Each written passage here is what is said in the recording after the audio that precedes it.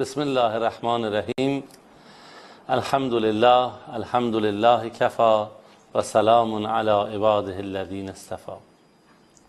با سلام و درود فراوان خدمت شما بینندگان عزیز شبکه کلمه، خدمت تمام برادران، خواهران، مادران، پدران، فرزندانمون در سر تا سر دنیا، اون کسانی که مخاطب برنامه‌های ما هستن، حتی اون کسانی که نیستن، همینجوری الان تلویزیون رو روشن کردن. امیدواریم در این قسمت هم بتونیم قصه از قصه های یاران رسول الله صلی الله علیه و سلم رو براتون ترجمه کنم. تا به حال برخی از این داستان ها رو خوندیم، هرچند که شاید من نتونستم اونطور که حقش باشه براتون بیان کنم ترجمه اون رو، اما امیدواریم که بالاخره خداوند رفع تکلیفی از گردن ما برداشته باشه. داستان امروز هم در نوع خودش داستان جالبیه، داستان شیرینیه، هرچند که این داستان ها گفتم برای نوجوانان تنظیم شده و جوانان، اما خب بالاخره عامه مردم استفاده میکنن.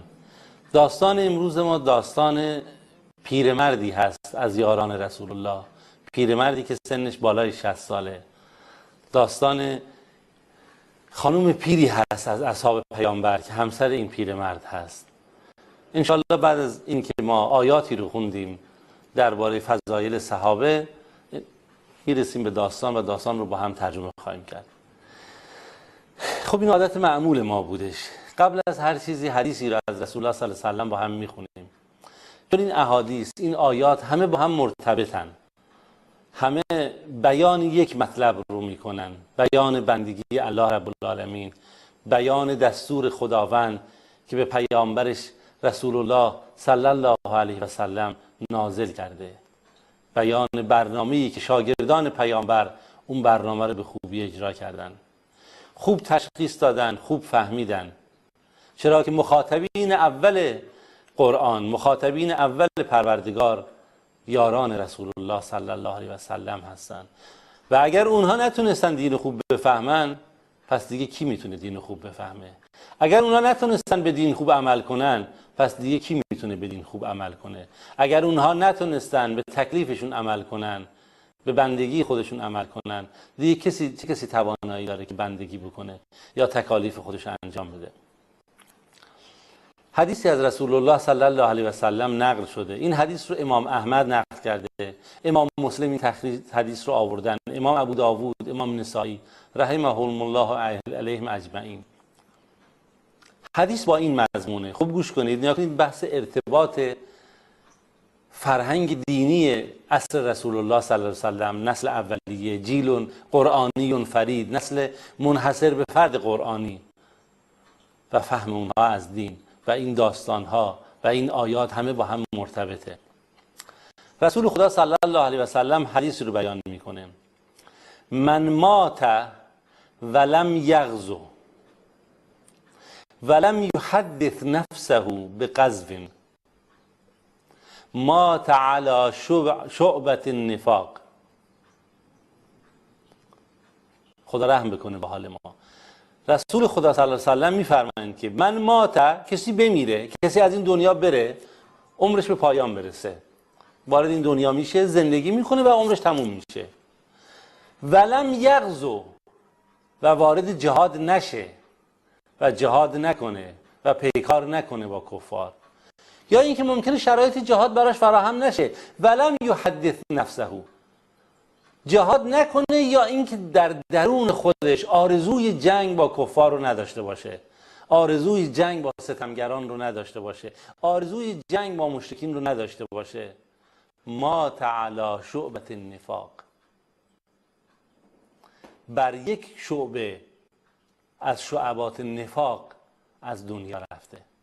این حدیث رسول الله صلی الله علیه و سلم به وضوح بیان میکنه که اگر کسی در درون خودش محبت و شوق به جهاد در راه الله رب العالمین نداشته باشه، همچون منافقین از این دنیا رفته، همچون از کسانی از این دنیا رفته که با نفاق مردن.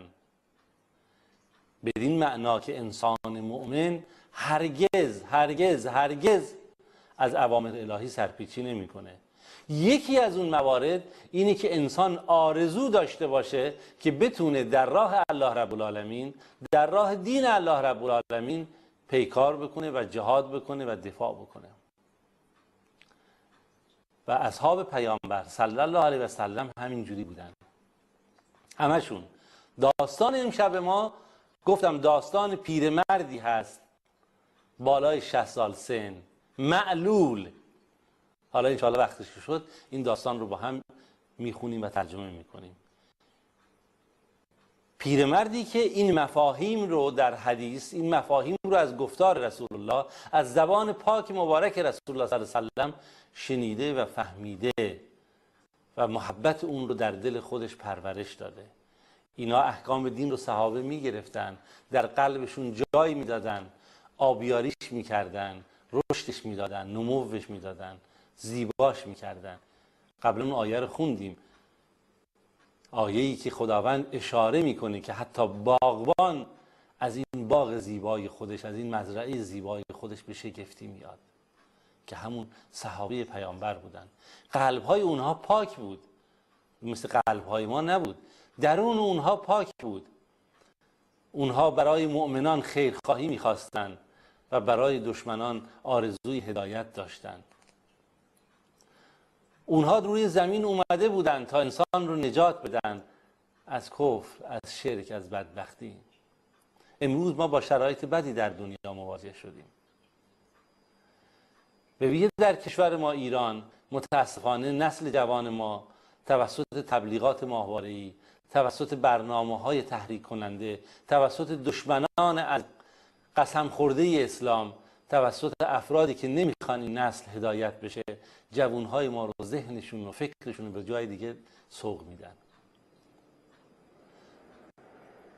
اونها رو به سمتی دارن میکشونن که محبت خدا از قلبشون بره بیرون، محبت دین خدا از قلبشون بره بیرون، محبت پیامبر از سینه هاشون خارج بشه، محبت صحابه پیامبر از سینه هاشون بره بیرون، صداقت، پاکی، توحید از قلبشون، از ذهنشون خارج بشه، به جاش بغض، حسد، کینه، شهوت، ناراحتی، اینها در قلبشون شکل بگیره. به دنبال چیزی برن که نه به درد دنیاشون میخوره نه به درد آخرتشون. وجود محافل تیمی، وجود برنامه هایی که این نسل ما رو میخواد از بین ببره. البته الله رب العالمین خیلی توانمندتر از اینه. ما از خدا میخوایم صادقانه، از مادران پیرمون میخوایم، از پدران پیرمون میخوایم، از ناتوانانمون میخوایم، از بیمارانمون میخوایم، از مسافرانمون میخوایم، از کسانی که در حرم مشغول دعا هستن میخوایم، از کسانی که در موقعیت دعا هستن میخوایم که برای نسل جوان ما، برای مردم ما دعا کنن. امروز الحمدلله اسلام در سرتاسر دنیا زنده هست و پویا هست. وقتی که ما به کشورهای دیگه نگاه میکنیم، جوانان مسلمان رو پر از شور و نشاط میبینیم، مساجد رو پر از جوانان میبینیم، اما تلاش دشمنان اسلام اینه که در سرزمین ایران ما، در سرزمینی که پیامبر میگه اگر علم در ستاره ثریا باشه، مردانی یا انسانهایی از سرزمین فارس اون علم رو دریافت میکنن، در سرزمینی که در گذشته نه چندان دور اسلام رو پروبال دادن، فرهنگ اسلامی رو رشد دادن و خدماتی به اسلام کردن که تا روز قیامت این خدمات باقی خواهد موند. میدونید که اصحاب های سته ما، اون کسانی امامانی که احادیث ما رو جمع آوری کردن، همه ایرانی بودن، همه جوانان این سرزمین بودن، بزرگترین دانشمندان ما ایرانی بودن، بزرگترین خدمات رو به فرهنگ دینی کردن. بله، از خدا بخوایم که انشالله جوانای ما رو نجات بده از این دامهایی که براشون فراهم شده. اگر قرآن خدمتتون هست میتونید سوره توبه رو باز کنید. میخوایم آیاتی رو که در فضایل اصحاب پیامبر برخیشون اومده اینها رو با هم بخونیم. آیات 111 تا 118 رو، البته تا 119، اینا همه تمام این آیات در ارتباط با اصحاب پیامبر هست. به صورت گذران نگاه میکنیم تا به اون شاهدمون برسیم. شاهد ما در آیه 117 از سوره توبه هست. شاهد واقعی ما آیه 117 از سوره توبه. اعوذ بالله من الشیطان الرجیم. خداوند در آیه 111 اینجوری بیان میکنه: ان الله اشتری من المؤمنین انفسهم و اموالهم بان لهم الجنه. الله رب العالمین از مؤمنان کیا بودن؟ اصحاب پیامبر بودن، کسانی که کنار پیامبر بودن، ازشون جانشون و مالشون رو خرید. خب در ازای این معامله‌ای که الله کرد، جانشون خرید، مالشون رو هم خرید، بهشون چی داد؟ بهشت رو داد. بهشون بهشت رو عطا کرد. نگاه کنید این کلماتی که میگن، قبلا خدمتتون عرض کردم که آقا ما خدا رو فقط برای خدا میخوایم پرستش کنیم، نه برای بهشت و نه برای ترس جهنم. اینا کلماتی که با فرهنگ دینی سازگار نیست. رسول الله صلی الله علیه و سلم میگه اللهم انی اسالک الجنه، ای الله من از تو بهشت رو میخوام، اعوذ بک من النار، از آتش جهنم به تو پناه میبرم. انبیا علیهم السلام در سوره انبیا میاد کانوا یدعوننا رغبا و رهبا، ما رو پرستش میکردن، دعا میکردن، ما رو میخوندن در حالی که هم ترس داشتن هم امید داشتن. این برنامه الله رب العالمین هست که به انسان کرامت میده تا انسان رو به بهشت برین ببره، جاودان ببره، فردوس اعلا ببره. بله خداوند از مؤمنان جانشون و مالشون رو خریداری کرده. در ازای این معامله خب خداوند بهشت رو بهشون میده. جان مؤمن مال خودش نیست، مال مؤمن مال خودش نیست، همه رو در راه الله رب العالمین میده. این پسندیده نیست که مؤمنان ثروت‌ها رو زراندوزی کنن، خزینه کنن، گنج کنن و در راه الله رب العالمین هزینه نکنن. جوانهای ما، مادران و پدران ما فرزندانشون رو چاق و چله بکنن، فقط اینها رو به حال خودشون رها کنن که مثلا برن دانشگاه درسی بخونن، فردا لقمه نونی به دست بیارن. نه، جان و مال ما، جان و مال فرزندان ما همه مال الله رب العالمینه، باید در مسیر الله حرکت بکنه. به طریق اولا در حقیقت اصحاب پیامبر که مخاطب اولیه این آیاتن، اونا که مخاطب اولیه این آیاتن. بله میگه طبیعتشون چیه؟ حالا وقتی جان و مالشون در راه خدا هست، میگه یقاتلون فی سبیل الله فیقتلون و یقتلون. اینها در راه الله پیکار میکنن، اینها در راه الله جهاد میکنن، میکشن و کشته هم میشن. این طبیعت برنامه دین هست.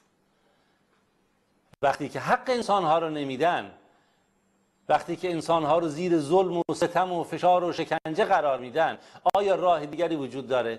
آیا امروز در سوریه امکان این وجود داره در حالی که نزدیک 100,000 نفر کشته شدن بیان آقا بیاین پای میز مذاکره بنشینیم؟ در حالی که در حویجه عراق امروز که از اساتید به من نقل کردی که از اساتید عراقی که خودش از اهل اون منطقه بود، میگه بیش از 400 نفر توسط سپاه مالکی به شهادت رسیدن، از زن، مرد، بچه، حتی اسرا را هم کشتن. آیا اینجا دیگه جای مذاکره واقعا وجود داشته؟ اون روز که روسیه سرزمین افغانستان را اشغال کرد، مجاهدین افغان، مردم پاک افغانستان باید میگفتن بیا بنشینیم با هم مذاکره کنیم. این قانون دنیا هست. امریکا وقتی ویتنام رو گرفت، آیا مردم ویتنام گفتن خب حالا ما متمدن هستیم و پیشرفتیم بیا با هم کنار بیایم؟ نه، امریکا حاضر نبود ویتنام رها بکنه. این خداوند این رو بیان میکنه: وعدا علیه حقا فی التورات والانجیل والقرآن. بله این برنامه پیکار و جهاد در راه خدا وعده الهی هست که هم در تورات اومده، هم در انجیل اومده، در کتاب‌های آسمانی قبل از قرآن، و هم در قرآن اومده. ولی با این تفاوت بوده که امت موسی علیه السلام میگفتن اذهب انت و ربک فقاتلا انها هنا قاعدون. تو برو با پروردگارت به جنگ، ما همینجا نشستیم، بعد که پیروز شدیم ما وارد شهر میشیم. خب خداوند اونها رو به خواری و ذلت انداخت، سرگردان کرد در اون صحرا. ولی اصحاب رسول الله صلی الله علیه و آله اینجوری نبودن. گفتن یا رسول الله تو بگو ما به عمق اقیانوس ها میزنیم، ما کوه ها رو میشکافیم، ما بیابان ها رو طی میکنیم. امروز داستان ما همینه مسئله، تا اون چیزی که رضای شما هست ما به دست بیاریم. مخاطب اصلی این آیات یاران رسول الله صلی الله علیه و سلم هستند. بعد پروردگار بشارت میده و من اوفا بعهده من الله، هر کسی که به عهد و وفای خودش با خدا وفا بکنه، به عهد و پیمان خودش با الله وفا بکنه، فاستبشروا ببیعکم الذی بایعتم به، به اینها بشارت بدید به خاطر اون معامله‌ای که انجام دادید. بله دیگه برنده شدید، چون در واقع شما اون چیزی که خدا خواسته صادقانه در معاملتون قلقش نبوده، تقلب وجود نداشته. بلکه مال رو صادقانه در راه الله دادید برای تبلیغ دین خدا. من میگم جای تأسف داره. ما جمعیت بالغ بر 20-25 میلیون اهل سنت ایران، درسته که از حقوق خودمون محروم شدیم، درسته از 40-50 کانال تلویزیون ملی ایران ما هیچی در اختیار نداریم، اما آیا ما اینقدر ثروت نداریم که بتونیم 40-50 کانال با برنامه‌ها و فرهنگ‌های دینی با سلیقه‌های متفاوت شکل بدیم تا بتونیم جوانان خودمون و مردم خودمون رو نجات بدیم؟ بله این جهاد هست. اگر امروز همین شبکه‌ها نبود، همین چند کلمه رو هم ما میشنیدیم. تصور بکنید که در روزهای قبل ما در چه وضعیتی بودیم در سالهای قبل. امروز اهل سنت اگر زنده شده، اگه ادعای حل مبارز داره، اگه داره بیان میکنه حقوق خودشو، داره عقیده خودشو بیان میکنه، به برکت همون کسانیه که اموال خودشون رو در راه الله رب العالمین مخلصانه خرج کردن، جهاد کردن با مالهای خودشون، و دوستانی که این شبکه ها رو راه اندازی کردن و غیر از اون. در هر صورت میگه ذالک هو الفوز العظیم. خدا میگه اینجا کسانی که درست معامله کردن با الله، اینها بزرگی و پیروزی بزرگی نصیبشون شده. واقعا بشارت هست بر تمام کسانی که مالها و جانهاشون در راه الله خرج میکنن. اینها همه ودیعه است، اینها همه امانته. اگر این دارایی ها در راه الله خرج نشه، زنها و فرزندانتون به گناه و تباهی و فساد میفتن، خودتون به همین صورت، از اسراف گرفته، از تبذیر گرفته، از غرور گرفته، تکبر گرفته، تفاخر گرفته و فسادهای دیگه‌ای که به دنبالش میاد، همه نتیجه اینه که انسان گاهی تصور میکنه این دارایی مال خودشه، این پیکر زیبا، این اندام مناسب، این چهره قشنگ، اینا مال خودشه. نه، همه مال الله رب العالمینه. امروز جوانان خوش صدای ما باید صداهای خودشون رو در راه دعوت الهی به کار بگیرن. شاعران ما عوض این که میرن متکبرین، ستمگران و چیزهای زشت و آلوده رو در شعر بیان میکنن، باید این قدرت شعر خودشون رو در راه دین الله، در فضیلت اسلام، در زندگی صحابه به کار بگیرن. نویسندگان ما باید قلم خودشون رو در مسیر دعوت الهی به کار بگیرن. دانشمندان ما باید علوم خودشون رو، تکنولوژی خودشون رو، جامعه شناسان ما، روانشناسان ما، باید همه این ابزارها در کنار هم قرار بگیره تا جامعه بشری نجات پیدا کنه. بله، در آیات بعد خداوند صفت اهل ایمان رو میاره، اهل عبادتن، پرستش میکنن فلان. در آیه بعدی که میرسه خیلی عجیبه. من میخوام اینجا بحث ارتباطات آیات تا اون یکی دیگه آیه که مد نظرمون هست برسیم، چون اگه ما یه دفعه وارد آیه بشیم این سوء تفاهم پیش میاد. چی شد؟ همین بهانه هایی که اونهایی که تو قلبهاشون بیماری هست پیش میاد. ما کان للنبی والذین آمنوا ان یستغفروا للمشرکین ولو کانوا اولی قربی من بعد ما تبین لهم انهم اصحاب الجحیم. میگه حق نداره پیامبر، همچنین یاران پیامبر، کسانی که ایمان آوردن همراه پیامبر هستند، برای مشرکان طلب بخشش بکنن از خدا. گفتم قبلا داستان اون صحابی رو که وقتی پیش پیامبر اومد، پیامبر رو نقل کرد، من از کنار قبر پدرم رد شدم که مشرک بود فلان. پیامبر گفت آیا ابشرته بالنار، آیا این بشارت دادی؟ میگه بعد از اون جریان و ما مررت به قبر مشرکین، یعنی قبری که میدونستم مال کسی بر شرک مرده، الا بشرته بالنار، مگر اون بشارت دادم با آتش جهنم. اینو در سلسله احادیث صحیح شیخ آلبانی نقل کرده. این آیه هم صراحت به این داره پیامبر حق نداره، مؤمنان حق ندارن، سزاوار نیست براشون، شایستش نیست، در شأنشون نیست که برای کسانی که مشرکن و براشون روشن شده که اینها بر شرک مردن و جهنمی هستن، برن طلب بخشش بکنن، هرچند که اون مشرکین از نزدیکانشون باشن، پدرانشون، مادرانشون یا فرزندانشون باشه. این طبیعت ایمان هست. حالا شما میتونید باور کنید که پیامبر صلی الله علیه و سلم بیاد برای مشرکین طلب استغفار کنه؟ نه بابا، طلب استغفار مال اصحابشه، مال یارانش هست. برای اینکه شبهه برطرف بشه، چون در آیه ما داشتیم در مورد حضرت ابراهیم که خطاب به پدرش میگه، پدرش آذر میگه ساستغفر لک ربی، من حتما از پروردگارم برای تو طلب بخشش میکنم، انه کان بی حفیا، پروردگار نسبت به من مهربان دلسوزه، من برای از پروردگارم طلب بخشش میکنم که تو رو ببخشه. در آیه از قرآن داریم ما این رو. حالا نگاه کنید در این آیه، در آیه 113 سوره توبه اینجوری خدا 114 بیان میکنه و ما کان استغفار ابراهیم لابیه، میگه طلب بخشش ابراهیم برای پدرش الا عن موعده وعدها، جز این نبود که این ادات حذف به کار رفته، یعنی فقط در اون زمانی بود که خودش پدرش وعده داده بود، چون نمیدونست، میگه شاید پدرش ایمان بیاره، با این سبک با این روش با پدر برخورد میکرد، شاید پدر ایمان بیاره برای پدر موقع طلب بخشش بکنه. الا عن موعده وعدها، الا از موعدی که بهش وعده داده بود. ایاه، اینجا دوباره اینجا حذف رو آورده، این مبصرات تأکید ذکر کرده، فقط اون رو. فلما تبین له، خوب آیه رو داشته باشید، وقتی که براش روشن شد انه عدو لله، وقتی فهمید پدرش دشمن الله رب العالمینه، تبرأ منه، از پدرش بیزاری جست، از پدرش براءت خواست، دیگه تموم شد، دیگه جای استغفار وجود نداشت، فهمید پدرش دشمن الله رب العالمینه، پدر نمیخواد ایمان بیاره، این ثابت شد، روشن شد براش وضعیت پدر. ان ابراهیم لأواه حلیم، با وجود اینکه ابراهیم خیلی به الله رب العالمین امید داشت و خیلی صبور و خیلی با تحملش زیاد بود، اما دیگه تحمل ابراهیم سر اومد. خدا میخواد بگه که بهانه نگیری بگید در اون آیه اومد که ابراهیم برای پدرش گفت طلب بخشش میکنم فلان، چون پروردگار نسبت به من مهربانی داره. نمیگه، اونم توی یک زمان موقعیتی بود، وقتی ابراهیم فهمید که دیگه پدر نیست، این پدر دشمن الله رب العالمین هست، دیگه پدریش به درد نمیخوره، تمام شد دیگه، استغفاری براش وجود نداره.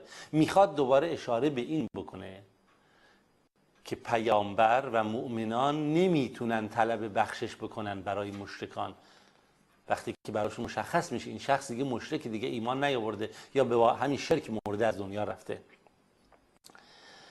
آیه نگاه آیه بعدی اشاره رو داشته باشید، و ما کان الله لیضل قوما بعد اذ هداهم، خداوند اینجوری نیست که یه قومی رو هدایت کرد بعد اینها رو گمراه کنه، رها کنه. عجیبه واقعا، من ملت نمیدونم، پیامبر مرد و مردم رها شدن، نفهمیدن رهبرشون کیه، احکام دین، بابا این حرفا چیه؟ خداوند اینجوری نیست که قومی رو هدایت کنه بعد این قوم رو رها بکنه، حتی یبین لهم ما یتقون، مگر اینکه الله رب العالمین روشن کنه برای اونها اون چیزی که توسط اون بتونن تقوای الهی رو یاد بگیرن. یعنی احکامش خداوند وقتی هدایت میکنه احکام و روش‌هاش برای اون قوم بیان میکنه تا اینها گمراه نشن، سرگردون نشن. ان الله بكل شیء علیم، خداوند بر هر چیزی علم و آگاهی دقیق داره. آیه بعدی رو میگه ان الله له ملک السماوات والارض، پادشاهی آسمان و زمین ما را الله رب العالمین، یحیی و یمیت، اون الله هست که زنده میکنه و الله هست میکشه. یکی دیگه تعابیر همون که الله رو ایمان میده و الله هست که فردا ایمان نصیبش نمیکنه. یعنی ما از خدا بخوایم خدا ایمان نصیبمون بشه، از خدا بخوایم با ایمان از این دنیا بریم، عاقبت به خیر بشیم. خدایا فرزندان ما رو، جوانان ما رو، مردم ما رو، پیرهای ما رو، همه رو نجات بده. و ما لکم من دون الله من ولی ولا نصیر، و شما جز الله نه دوستی دارید نه یار یاوری. حالا شاهد ما این آیه است، آیه 117 از سوره توبه که گفتم در فضیلت قطعی صحابه اومده. آیات رو داشته باشید. داستان از این قراره، پیامبر صلی الله علیه و سلم برای جنگ تبوک فراخوان عمومی اعلام کرد. فراخوان عمومی، خوب داشته باشید، فراخوانی اعلام کرد که همه برای جنگ باید حاضر بشین بریم. جنگ با رومی ها بود، جنگ تعیین کننده سرنوشت بود. رومی ها سپاه بزرگی رو فراهم کرده بودن. رسول الله صلی الله علیه و سلم اگه در اینجا جا میزد دیگه تموم بود. فاصله هم تا سرحدات سرزمین حجاز با رومی ها زیاد بود، فاصله که باید طی می‌کردن. سالها هم سال قحطی بود، باران نبود، خوشسالی بود، گرسنگی مردم داشتن، مشکلات اقتصادی کاملا برایشون غلبه کرده بود. از اون طرف دشمن تا دندان مسلح، ابرقدرت روز جهان علیه رسول الله صلی الله علیه و سلم و اصحاب ایشون خودش رو آماده کرده بود که اینها رو بیاد نابود کنه. رسول الله صلی الله علیه و سلم فراخوان عمومی داد برای این جنگ. در مسیر راه نقل میشه که صحابه هیچی نداشتن، گاهی یک عدد خرما بین 2 نفر تقسیم میشد. این خرما رو میگرفت میمکید، بعد روش آب میخورد نصف خرما رو، بعد اون یکی دیگه میمکید روش آب میخورد. با مکیدن خرما روزگان رو میگذروندن، نصف خرما. عمر فاروق رضی الله عنه نقل میکنه شدت بی‌آبی چنان در این جنگ بر ما غلبه کرده بود که از شدت تشنگی گردنها دیگه افتاده بود، یعنی می‌خواست قطع بشه. یعنی اشاره در لغت عرب آورده فیقطع عنقهم، خواست گردناشون قطع بشه. یعنی اینقدر بی‌آبی کشیده شل شده بود گردنها دیگه می‌خواست بیفته از تشنگی. شترهاشون رو می‌کشتن صحابه و در کوهان شتر آب هست، اونو فشار میدادن می‌خوردن آب کوهان‌های شترشون رو. از تشنگی، از گرسنگی، شرایط بسیار سختی بود در این مسیری که اینها داشتن طی می‌کردن در این بیابان. که دیگه آخر توی مرحله حضرت ابوبکر رو به رسول الله صلی الله علیه و سلم کرد یا رسول الله باید دعا کرد، از شما دیگه کی بهتر برای دعا کردن؟ از شما دیگه کی بهتر یا رسول الله؟ ما دست به دامن شما شدیم، برای حمایت دین الله رب العالمین ما اومدیم بیرون، برای حمایت شما دعا کنید.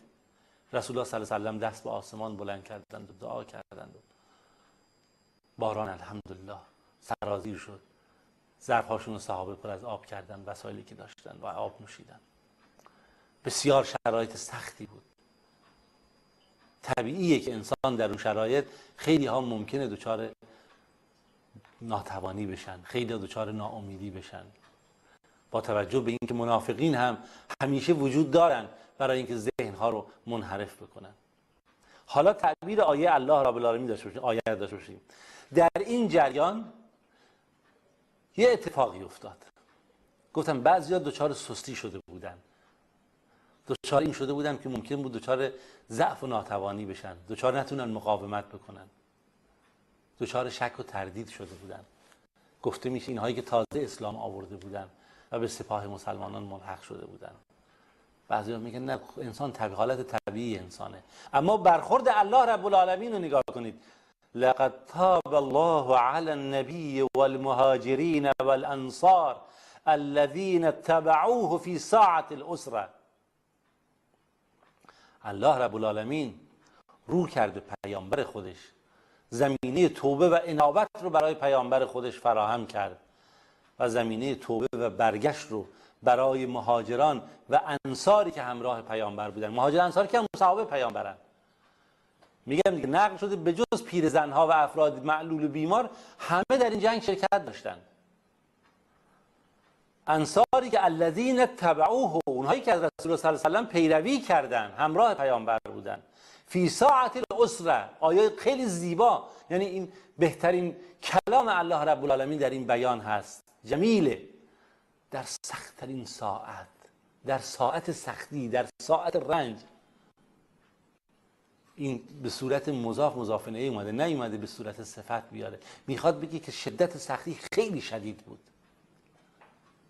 در یک چنین ساعتی الله رب العالمین رو به اینها کرد، آغوشش رو باز کرد که اگر خدایی نکرده کسی دچار تزلزل شده توبه اونها رو بپذیره. من بعد، خوب دقت کنین، من بعد ما کاد یزیغ و قلوب و فریق منهم، بعد از اینکه گروهی از اینها نزدیک بود قلبهاشون دچار لغزش بشه، قلبهاشون دچار کجی بشه، نزدیک بود دچار شک و تردید بشن، بلغزن، ناامید بشن. در یک چنین لحظه گفته فریق منهم، یک گروهی اندکی از اینها، یک گروه اندکی با همه این احوال الله رب العالمین هم رو به مهاجرین و انصار آورده، هم شرایط برای رسول الله صلی الله علیه و سلم برای توبه و انابت فراهم کرده و هم برای همه. میگه ثم تاب علیهم، خداوند به طرف اونها اومد و توبه اونها رو پذیرفت. خداوند نذاشت اینها اینجوری، میگه حتی در چنین شرایطی خداوند توبه اینها رو پذیرفت. انه بهم رؤوف الرحیم، خداوند به این اصحاب پیامبر، به یاران پیامبر خیلی مهربانه، خیلی اینها رو دوست داره، خیلی بهشون شفقت و مهربانی داره. این ببینید این فضیلته. یعنی از این آیات دیگه در فضیلت یاران پیامبر صلی الله علیه و سلم دیگه شما نمیتونید پیدا کنید. خدا برگشته به سمت اینها، حتی نذاشه قرار بود قلبهاشون حتی بلرزه در اون شرایط سختی، بعضیاشون بازم الله رب العالمین آغوش باز کرده و اینها رو روی کرده. ببینید این چقدر تفاوت داره با اون موضوع هماهنگی در آیات قبلی و این حالات. آیا از این فضیلتی بهتر برای یاران رسول الله صلی الله علیه و سلم وجود داره؟ این آیه صراحت داره، همه بودن توش جز 3 نفر. حالا اون 3 نفر هم در آیه بعد مشخص میشه. همه وجود دارن جز 3 نفر. اون 3 نفر هم تو آیه بعد داستانش میاد. اون 3 نفر هم حالا ان شاءالله داستانش رو در این داستان صحابه میخونیم که اینها قصد تخلف نداشتن. هی این پا کردن، خواستن که باغش آب بده، که این کارو بکنه، از جریان جنگ تخلف شد. بعد که رسول الله صلی الله علیه و سلم برگشتن به مدینه، در اونجا منافقین خب می اومدن بهانه می‌خواستن که پیامبر خداوند میگه لما اذنت لهم، چرا بهشون اجازه دادی؟ ای پیامبر ما رو ببخش فلان. این 3 نفر اومدن ما نمیتونیم دروغ بگیم. حالا میام داستانش در جای خودش میخونیم. پیامبر از اینا روی برگردون و همه مسلمان هم از اینا روی برگردوندن تا اینکه الله رب العالمین توبه اینها رو پذیرفت. حالا میگم آیا بعد همین اشاره داره. اینا همه در فضیلت اصحابه. چشم بینا میخواد، گوش شنوا میخواد، قلب صاف و پاک میخواد. نه این قلب‌های ما آلوده است. قلب‌های ما دنبال دشمنیه، دنبال عصبیت، دنبال کینه است. قلب‌های ما دنبال محبت نیست. بله دیگه اینجا میگه و علی الثلاثه الذین خلفوا، به اون 3 نفری که تخلف کردن از جنگ، حتی اذا ضاقت علیهم الارض، در شرایطی قرار گرفتن که زمین برشون تنگ شد، به ما رحبت، با وجود گستردگی زمین. داستانش میگم ان شاء الله اگر خدای رب العالمین ما رو شایسته بدونه خواهیم خوند در درس‌های آینده. و ضاقت علیهم انفسهم، خودشون هم دیگه به تنگ اومده بودن دیگه، دق شده بودن. یکی خودش به چوب بسته بود، یکی در این شرایط دیگه خودش قرار داده بود. و ظنوا ان لا ملجأ من الله الا الیه، و دیگه یقین کردن. اینجا دیگه ظنوا معنی یقینه، یقین کردن جز الله رب العالمین هیچ پناهی دیگه ندارن. ثم تاب علیهم لیتوبوا، سپس خداوند رو به اونها کرد، توبه اونها رو پذیرفت تا اونها توبه کنن الله رب العالمین، و اونها هم همینجوری هی توبه میکردن و خداوند هم توبهشون رو پذیرفت. ان الله هو التواب الرحیم، خداوند خیلی بخشنده است، خدا خیلی مهربانه. این آیات واضحه. وقتی که این بشارت ها می اومد اینا اشکاشون رو نمیتونستن نگه دارن، غرق اشک میشدن. ما حس نمی کنیم چون ما اصلا ایمان رو فقط در الفاظ و کلمات داریم. ما ایمان رو فقط در ظواهر داریم، ما نچشیدیم. یاران رسول الله صلی الله علیه و سلم میچشیدن این آیات رو، لمس میکردن. رگ و پی وجود اینها، درون اینها، ضمیر اینها با این آیات زندگی، آیات با حالات و زندگی اینها داره نازل میشه. ببینید اصلا آیات عجیبه. یا ای الذین آمنوا اتقوا الله و کونوا مع الصادقین، ای اهل ایمان تقوای الهی رو پیشه کنید، با صادقین باشین. بعضیا گفتن صادقین ابوبکر و عمر، اصحاب اولیان، یاران رسول الله صلی الله علیه و آله، همه اهل ایمان همراه بشید با اینها. آیات واضحه، آیات روشنه. همینجوری میایم در بحث جنگ هست، جهاد هست، اینها روشن هست بیانش، و صحابه این فهم رو داشتن. حالا در پایین این آیات نگاه بکنید، بعضیا این آیات رو تعبیر میکنن برای اینکه برید دنبال درس دینی بخورید، برید حوزه های علمیه. بله باید باید دروس علمی رو یاد گرفت، باید اومد مردم آموزش داد، ولی اینجا چیز دیگه ای رو خدا میگه. و ما کان، در آیه در پایین صفحه آیه 122 بعد باشه، چشمان من خوبم نمیبینه. و ما کان المؤمنون لینفروا کافه، چرا مؤمنان جمیعاً برای جهاد حرکت نمی‌کنن؟ جمیعاً قدرت خودشون رو نشون نمیدن به دشمن بدونه که اینا همه یک پیکرن، یک امتن. الله رب العالمین داره خطاب میکنه. سر همین اصحاب پیامبر از جنگ‌ها تخلف نمی‌کردن، یکی جنگ پشت سر دیگری شرکت می‌کردن. حالا این داستان‌های ما همینه. فلولا نفر من کل فرقه لیتفقهوا فی الدین، بله باید برن این پیکار کنن، جهاد بکنن تا شرایط تفقه و فهم در دین پدید بیاد. حالا میگم تعابیر اینها بمونه انشالله برای وقت دیگه ای. الحمدلله اهل علم هستن اینها رو براتون باز میکنن. فقط خواستم ارتباط این آیات رو با فضایل اصحاب پیامبر بیان میکنم. اصحابی که خیلی ها سعی کردن فکر ما رو، ذهن ما رو از اونها دور کنن و کاری کنن که ما نتونیم اونها رو بشناسیم، کاری کنن که ما نتونیم قدر اونها رو بدونیم. اینها کسانی بودن که الله رب العالمین قلبهای اونها رو خوب تشخیص داد. بر اساس تشخیصی که داده بود خداوند این دین رو برای اونها قرار داد.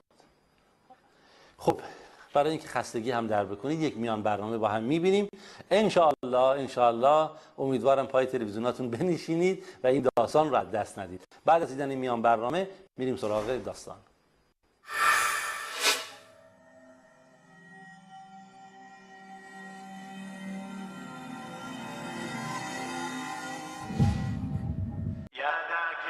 يا ذاكر الأصحاب كن متأدبا واعرف عظيم منازل الأصحاب هم صفوة رفعوا بصحبة أحمد وبذاك قد خصوا من الوهاب.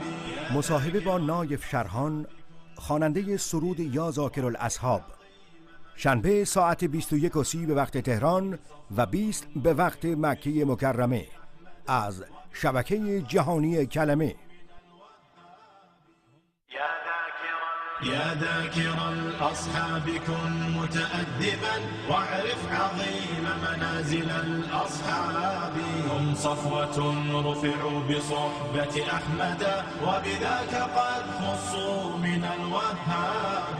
يا ذاكر الأصحاب كن متأدبا واعرف عظيم منازل الأصحاب هم صفوة رفعوا بصحبة أحمد وبذاك قد خصوا من الوهاب. هم ناصروا المختار في تبليغه فجزاهم الرحمن خير ثواب. ما بال أهل الغي طال لسانهم وتجرؤوا ورموهم بسباب. سبوا خيار الخلق من لهم العلا ولهم مقام في ذرى الأحساب. من قبل صرح أعوج عن حقده في سب شيخ متق أواب. يا ثاني الاثنين في الغار الذي شهدت له آيات خير كتاب. واليوم قد صدع الخبيث بجرأة ووقاحة من سافل كذاب. هذا النبي محمدا في عرضه سيعمه ذل وشر عقاب. هذا النقية إن تخل المصطفى فليخسأن فسعيه كسراب. هاتيك أم المؤمنين فضلها يروى لنا في سورة الأحزاب. يا أم إني قد كتبت مدافعا والدمع مني كالندى المنساب. من ذاك يجرؤ أن ينال لسانه من زوج خير العجم والأعراب. يا من زعمتم حب آل نبيكم أخلت جماجمكم من الألباب. يمشون في درب الضلال معتب قد أخفيت عثراته بضباب. يا ذاكر الأصحاب كن متأدبا. يا ذاكر الأصحاب كن متأدبا واعرف عظيم منازل الأصحاب هم صفوة رفعوا بصحبة أحمد وبذاك قد خصوا من الوهاب. يا ذاكر الأصحاب كن متأدبا واعرف عظيم منازل الأصحاب هم صفوة رفعوا بصحبة أحمد وبذاك قد خصوا من الوهاب.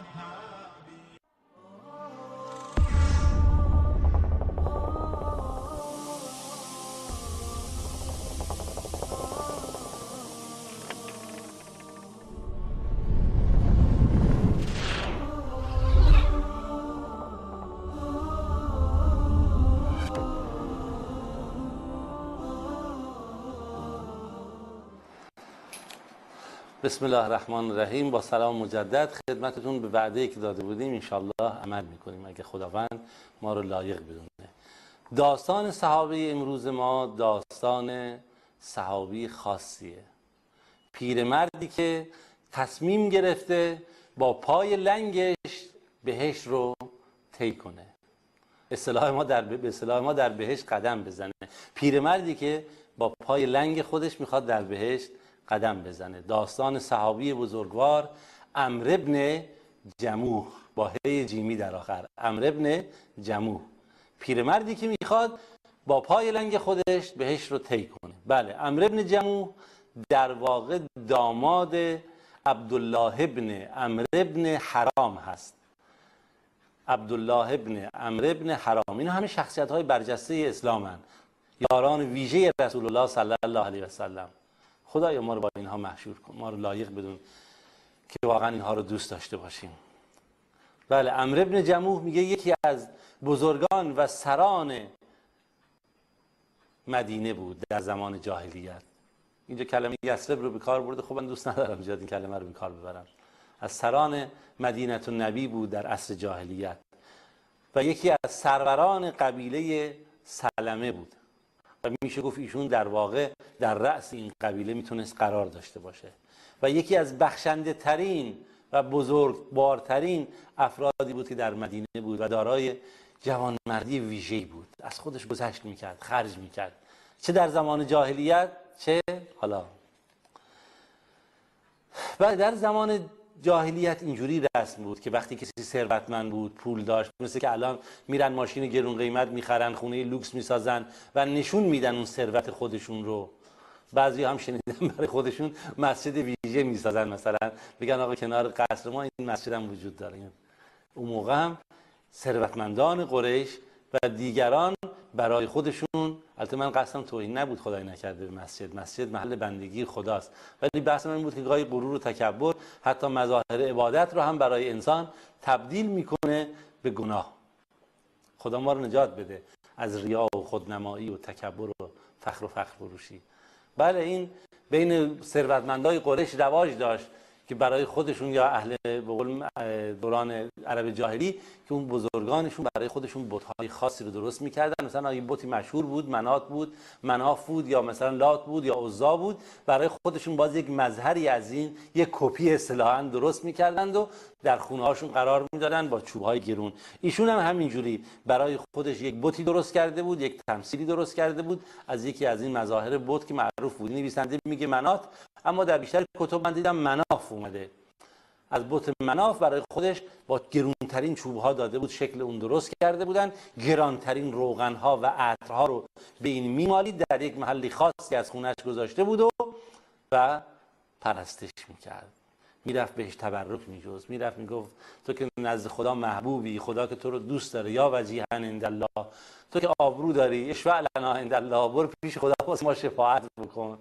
مخصوص خودش بود دیگه. وقتی میخواست از خونه بره بیرون میرفت سراغ این بت، وقتی میخواست از بیرون میومد باز میومد سراغ این بت و امثال اینجور چیزها.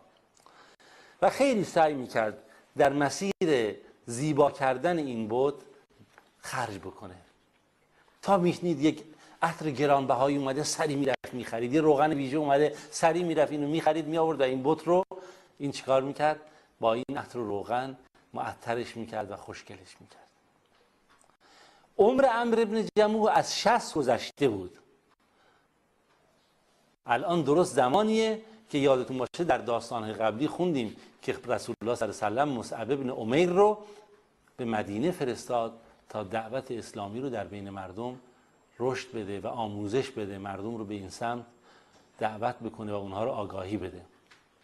در حالی که عمر عمرو بن جموح از 60 گذشته بود، اولین مبشر اسلام، اولین سفیر رسول الله صلی الله علیه و سلم در مدینه اومده بود و دعوت رو شروع کرده بود.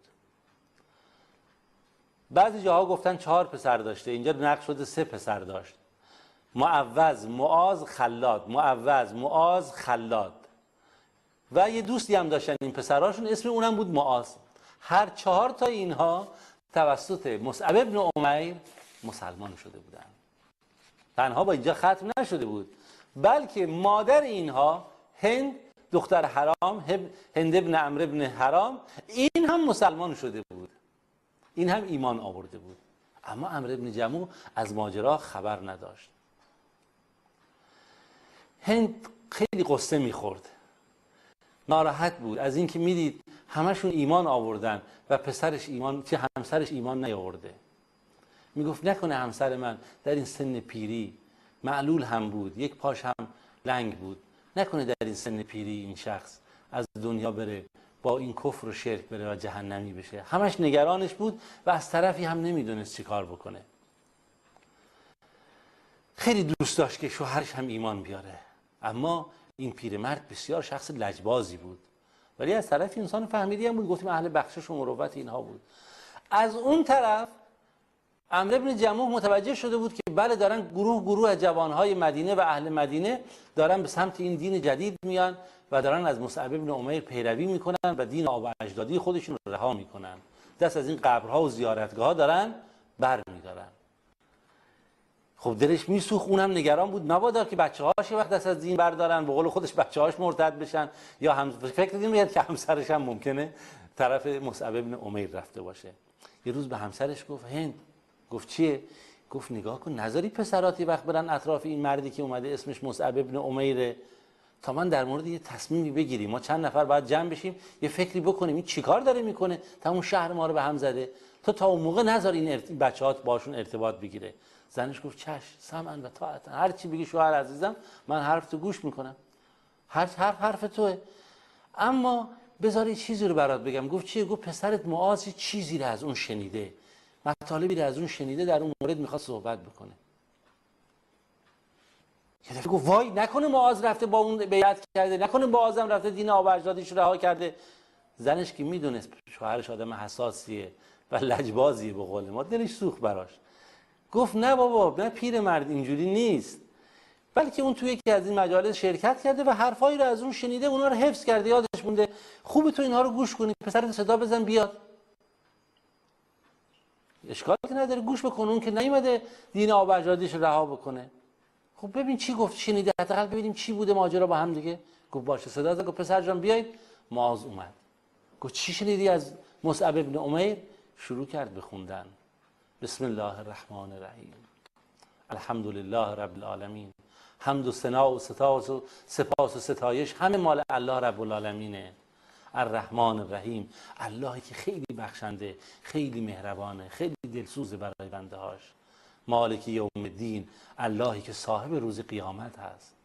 لمن الملک اليوم لله الواحد القهار، اللهی که مالک روز قیامت هست.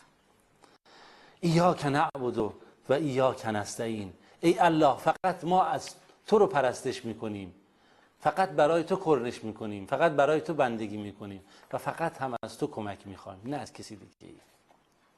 اهدنا الصراط المستقیم، ای الله ما رو به بهترین راه، به پایدارترین راه، به نزدیکترین راهی که تو رو ما رو به خوشبختی میرسونه ما رو هدایت بکن.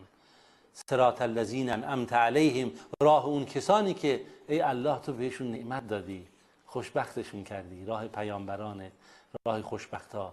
غیر المغضوب علیهم ولا الضالین، غیر از راه کسانی که تو بهشون خشم گرفتی، اونهایی که دین خدا رو رها کردن، غیر از اون افراد گمراه.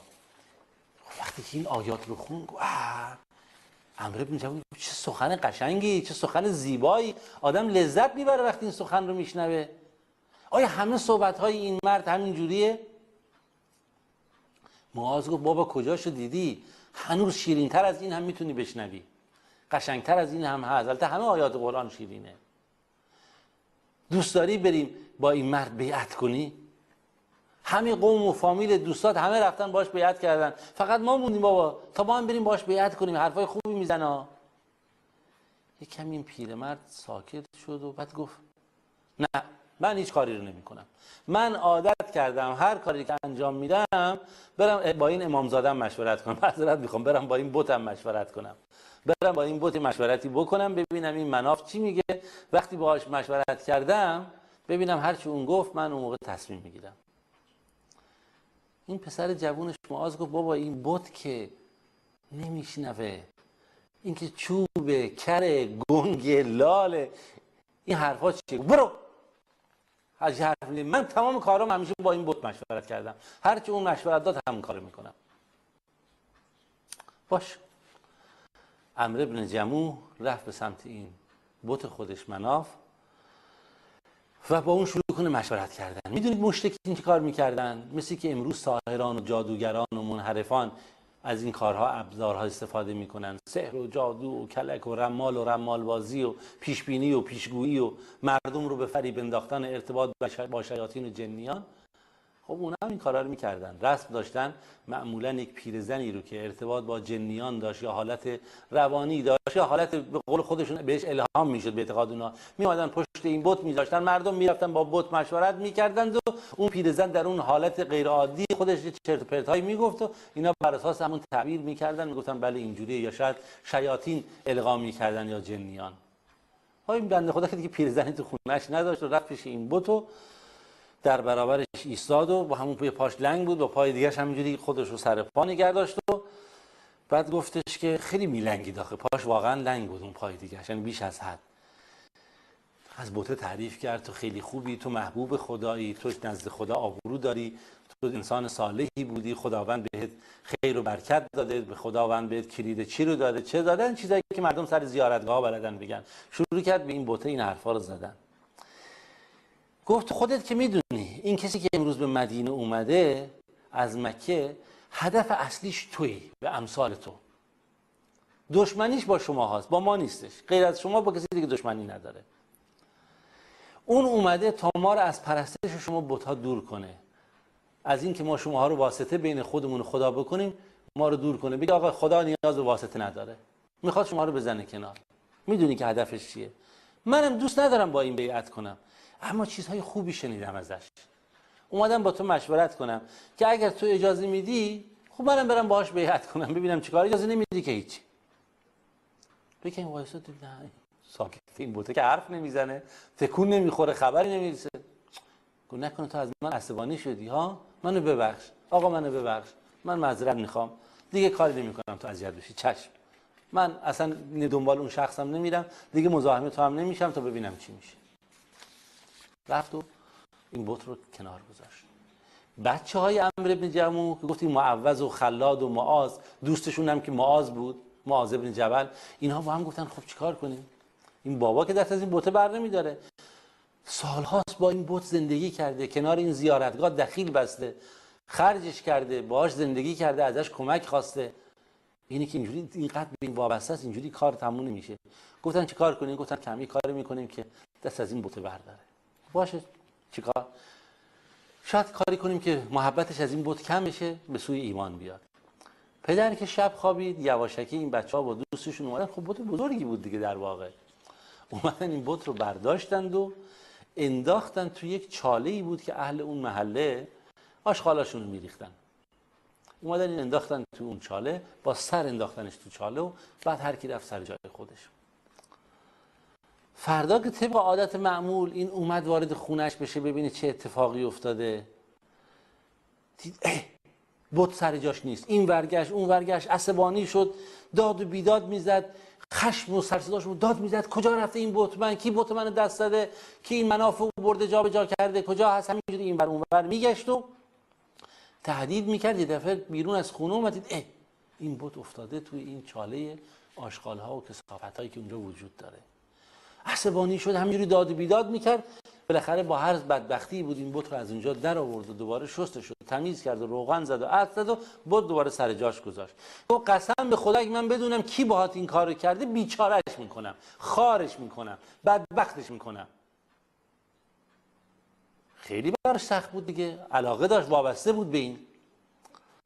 شب دوم شد، بچه‌ها دیدن اینجوری نمیشه، پدر باز دوباره خوابید، دوباره همین برنامه رو اجرا کردن، دوباره برداشتنش بردن انداختنش تو اون چاله آشغال.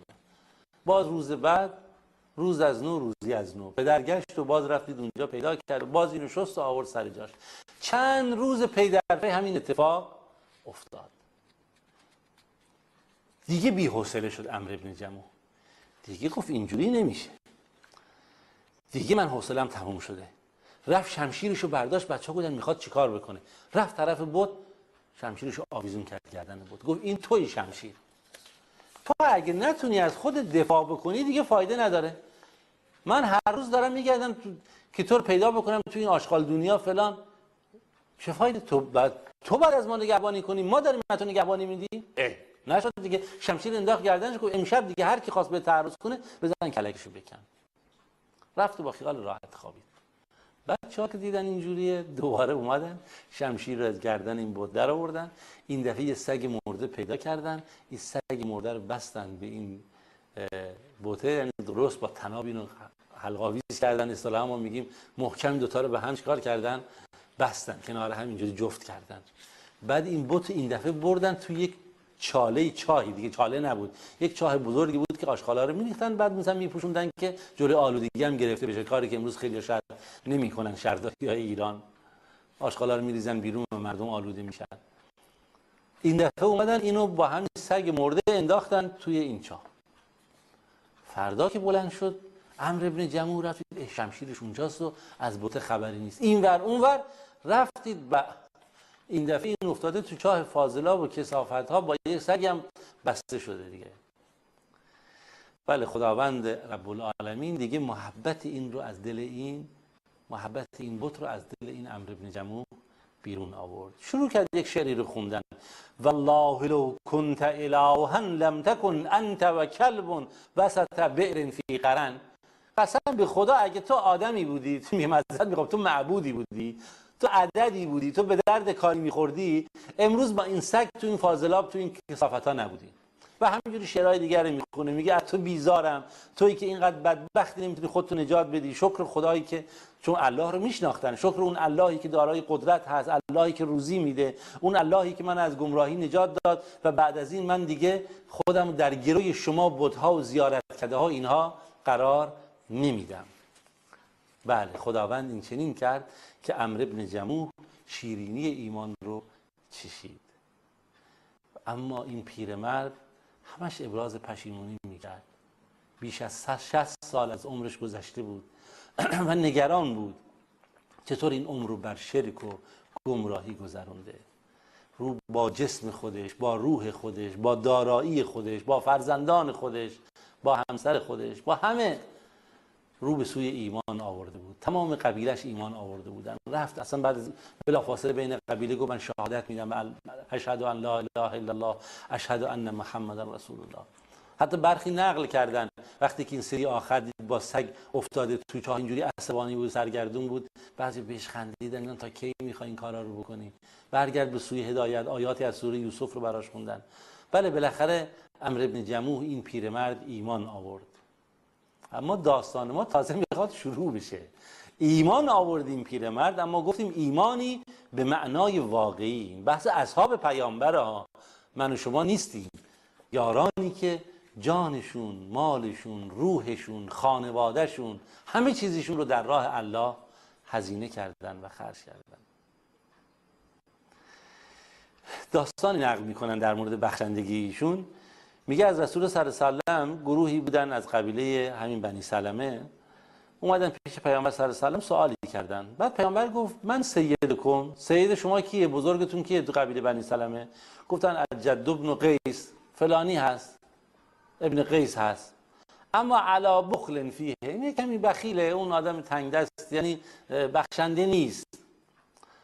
پیامبر صلی الله علیه و سلم گفت نگاه کنید، بحث بخل این طمع ورزی خیلی بده. خداوند وقتی که بین حتی مشرکین میبینید این بحث بخل زشته، ما مسلمان ها باید از این بخل و از این طمع ورزی و از این خسیسی دست برداریم. باید در راه خدا خرج کرد، باید در راه الله، در راه مردم هزینه کرد، فقرا، یتیمان، دعوت الهی. پیامبر صلی الله علیه و سلم فرمود چه دردی بدتر از درد خسیسی وجود داره. یعنی اشاره کرد خیلی درد بدی، خدا نجاتش بده. بعد رسول الله صلی الله علیه و سلم در جواب اینا گفت بل سیدکم الجعد الابید، این پیرمرد موسفید موفرفری، این پیرمرد موسفید موفرفری، منظورش عمرو بن جموح، این سید شما هست، عمرو بن جموح. این پیرمرد موسفید موفرفری عمرو بن جموح سید شما و بزرگ شما هست. بله، این شهادت پیامبر صلی الله علیه و سلم در بزرگواری و کرم این شخص هست. نقل شده که حتی عمرو بن جموح زمانی که زنده بود هزینه ولیمه ازدواج رسول الله صلی الله علیه و آله رو داد. خب داستان گفتیم تازه میخواد شروع بشه. شروع داستان از اینجاست. اون چیزی که ما از اول شما رو خسته کردیم، 1 ساعت شما رو پای تلویزیون نگه داشتیم، برای این نکته است. این نکته های طلایی، این لحظات زیبای زندگی که خدایا همه مسلمانان رو بهره مند بکن از خوشبختی. جنگ بدر اومد. در جنگ بدر این با همین پای لنگان خودش رفت، اما فرزندانش نذاشتن. رسول الله صلی الله علیه و آله گفت نه، افرادی که معلولن، ناتوانن، پیرن، نباید در این جنگ شرکت کنن. فرزند ایشون معاذ بود گمانم، در همین جنگ جهاد خاصی کرد. در جنگ بدر با یک جوان دیگه حمله کرد به سوی ابوجهل برای اینکه ابوجهل رو بکشه. اکرمه ابن ابی جهل که هنوز مسلمان نشده بود، در اون جنگ کنار پدرش بود، حمله کرد و با شمشیر زد دست این فرزند عمرو بن جموح، قطع شد. ولی این دست به پوست آویزون بود، شمشیر خورده بود، از کتفم جدا نشده بود. پیکار جنگ بود، لحظه کشتن ابوجهل بود. این در اون میدون جنگ دستشو برد زیر پاش گذاشت، کشید قطع بشه تا بتونه راحت وارد میدان جنگ بشه و این دست اذیتش نکنه. پدر وقتی که این لحظات شیرین رو از جنگ شنیده بود، این شهامت فرزند خودش رو، اینها رو شنیده بود، همش افسوس میخورد چرا من از جهاد محروم بشم، چرا من از شهادت محروم بشم. تا اینکه جنگ احد فرا رسید، اون جنگ مشهوری که در موردش صحبت کردیم، جنگی که گفتیم نصیبه مازنیه چه قهرمانی هایی از خودش در اون جنگ نشون داد، جنگی که خدمتون عرض کردیم در جلسه قبل که مصعب ابن عمیر در دفاع از رسول الله صلی الله علیه و آله چگونه به شهادت رسید. جنگ احد فرا رسید تا عمرو بن جموح دید 3 فرزندش با دوستشون دارن به سمت میدان جنگ میرن، مثل شیران قهرمان آماده شدن و دارن به سمت جنگ میرن، با شوق و علاقه دارن به سوی شهادت میرن تا شهادت رو در آغوش بگیرن، خوشنودی خدا رو به دست بیارن. غیرتش حرکت کرد، تحمل نکرد، گفت من هم به سمت جهاد میام، من هم باید زیر پرچم رسول الله صلی الله علیه و آله جهاد بکنم. حرکت کرد، ایشون هم که در این جهاد شرکت بکنه. اما این جوونا جمع شدن و جلوش گرفتن، گفتن ما نمیذاریم ما با تو بیای، اسلام تو رو معاف کرده، تو پیری، تو معلولی. اما این پیرمردی که واقعا سنش گذشته بود، خیلی سنش زیاد بود، ناتوان بود، مریض بود، طاقت نیاورد، با همون وضعیت خودش داشت استقامت میکرد و میگفت من میخوام بیام. میگفت بابا تو پات لنگه، تو پیری، تو ناتوانی، تو نمیتونی بیای، خداوند تو رو معذور کرده، تو چرا اینقدر اصرار میکنی پدر؟ ایشون قبول نکرد، خیلی عصبانی شد، به شدت عصبانی شد. همه رفتن به نزد رسول الله صلی الله علیه و آله با هم دیگه. ایشون شکایت کرد پیش رسول الله صلی الله علیه و آله، بچه‌هاش هم شکایت کردن، گفتن بابای ما راه افتاده، میگه منم میخوام بیام جهاد، منم میخوام شهید بشم، منم میخوام بجنگم. پدر هم شکایت کرد، گفت یا رسول الله من میخوام شرکت کنم در جنگ، این بچه‌ها نمیذارن من به فوز ارزش جهاد دست پیدا بکنم. حدیث رو خوندم اول که اگر کسی بمیره در راه اسلام جهاد نکرده باشه یا حداقل در دل خودش محبت جهاد رو شکل نداده باشه که آرزوی جهاد داشته باشه، اون بر نفاق از این دنیا رفته. صحابه این رو میفهمیدن. ایشون حرکت کرد پیش رسول الله صلی الله علیه و آله، گفت فرزندان من نمیذارن این خیر به من برسه، بخیلی میکنن، خسیسی میکنن، میگن تو بابا پات لنگه، ولی قسم به خدا یا رسول الله من با همین پای لنگم میخوام برم بهشت. رسول الله صلی الله علیه و آله رو به بچه‌هاش کرد، گفت ولش کنید، شاید خداوند شهادت رو روزیش کنه، رهاش بکنید. اون هم امر رسول الله صلی الله علیه و آله رو پذیرفتن. به مجرد اینکه زمان جهاد اعلام شد و حرکت شد که سمت احد برن، عمرو بن جموح رفت پیش همسر خودش، پیش این پیرزال خودش، پیش این پیرزن خودش، پیش این زن صحابی بزرگوار، باهاش شروع کرد خداحافظی کردن. خداحافظی کرد که دیگه در اون خداحافظی برگشتی وجود نداشت. رو به قبله کرد، دستهاش رو به آسمان بلند کرد، دعا کرد اللهم ارزقنا الشهاده، ای الله رب العالمین شهادت رو روزی من بکن، ولا تردنی الی اهلی خائبا، ای الله من رو زنده بر نگردون پیش خانواده‌ام، من رو ناامید بر نگردون، من امیدوارم که شهید بشم و به بهشت برم. عمرو بن جموح به همراه 3 فرزندش به سمت میدان جهاد حرکت کرد. پسرها دور پدر حلقه زده بودند. گروه زیادی از قبیله بنی سلمه هم در این جهاد همراه اونها شدند.